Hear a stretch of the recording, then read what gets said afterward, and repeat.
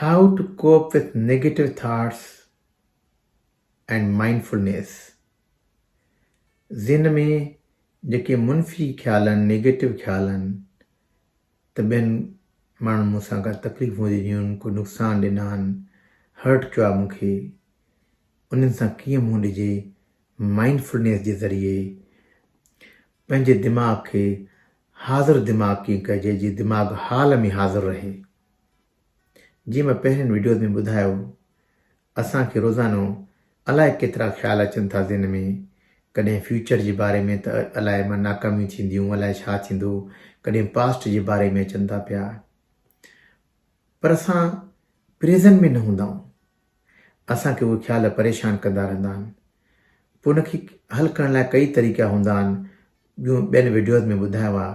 हिकिड़ो तरीक़ो इहो आहे, पंहिंजनि ख़्यालनि खे माइंडफुलनेस तरीक़े सां डील कजे।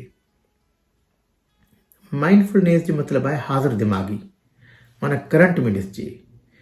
जीअं ॿारु ॼमंदो आहे त पहिरियों सिर्फ़ु करंट ॾिसंदो आहे, साम्हूं छा आहे, उनखे सोचूं ख़्याल ॿियूं न हूंदियूं आहिनि। जेको ॾिसंदो उहो ई उनखे ख़बर हूंदी आहे, वधीक न हूंदो आहे त अॻिते जे बारे में सोचे, पोइते जे बारे में सोचे।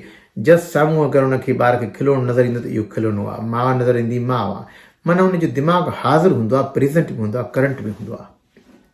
असां जॾहिं वॾा थींदा आहियूं त पोइ इहो दिमाग़ असांजो इहो फ्यूचर जे बारे में, पास्ट जे बारे में सोचींदो आहे। पोइ उनजा फ़ाइदा बि आहिनि, असां वॾियूं इजादूं कयूं आहिनि, ॿियूं ॻाल्हियूं थियूं आहिनि, वैक्सीनियूं ईजाद थियूं, घणा थिया आहिनि, पर हाज़िर दिमाग़ी न हुजण जे करे असां परेशान बि काफ़ी रहूं था पिया। हाणे हाज़िर दिमाग़ीअ लाइ कई तरीक़ा हूंदा आहिनि। हिकिड़ी एक्सरसाइज़ आहे जेका ब्रीथिंग एक्सरसाइज़ आहे। ॿियो कुझु बि न करिणो आहे, सिंपली आराम सां वेहणो हूंदो आहे, सिर्फ़ु आराम सां साहु खणणो हूंदो आहे अंदरि ऐं आराम सां ॿाहिरि साहु खणणो हूंदो आहे। ॿियो कुझु बि न करिणो हूंदो आहे, सिर्फ़ु फोकस साह ते करिणो आहे। साह जॾहिं अंदरि वञे थो, कीअं साह अंदरि वञे थो, नक में कीअं महसूसु थिए थो, नड़ीअ में कीअं महसूसु थिए थो, पेट मुंहिंजो कीअं मथे अचे थो, छाती मुंहिंजी कीअं मथे अचे थी, जॾहिं ॿाहिरि साह अचे थो पियो त कीअं अचे थो पियो, पेट मुंहिंजो कीअं अंदरि ॿाहिरि थिए थो पियो, उन फोकस करे। साह जी जेको आहे ॾिसंदो त हीअ गरम आहे, ॿाहिरि निकिरण सां पहिरियों जेको आहे थधो हुयो, उनजी जेको टेम्परेचर महसूसु कंदो। जस्ट फोकस करिणो आहे साह ते। जॾहिं ईअं माण्हू कंदो त ख़्याल ईंदा। दिमाग़ जो कमु छा आहे, ॿिया ख़्याल आणींदो ज़हन में, ख़्याल अचनि था, कुझु बि न करिणो आहे, बसि वापसि ख़्याल खे वापसि साह ॾे आणिणो आहे। कीअं मुंहिंजो साह अंदरि थो वञे, ॿाहिरि थो वञे, सिर्फ़ु साह ते नज़र रखणी आहे, सिर्फ़ु हाज़िर दिमाग़ थियणो आहे, प्रेज़ेंट ते। माण्हू माइंडफुलनेस कनि था पिया, जेके इहे फोकस प्रेज़ेंट में आणनि था पिया, हाल में आणनि था पिया, उन्हनि जी टीलोमर्स जी साइज़ वॾी थी थिए पई। टीलोमर्स जेके जीन जो या हिकिड़ो DNA जो हिसो आहे, जेको अगरि वॾो रहंदो त सेल जी ज़िंदगी वॾी रहंदी।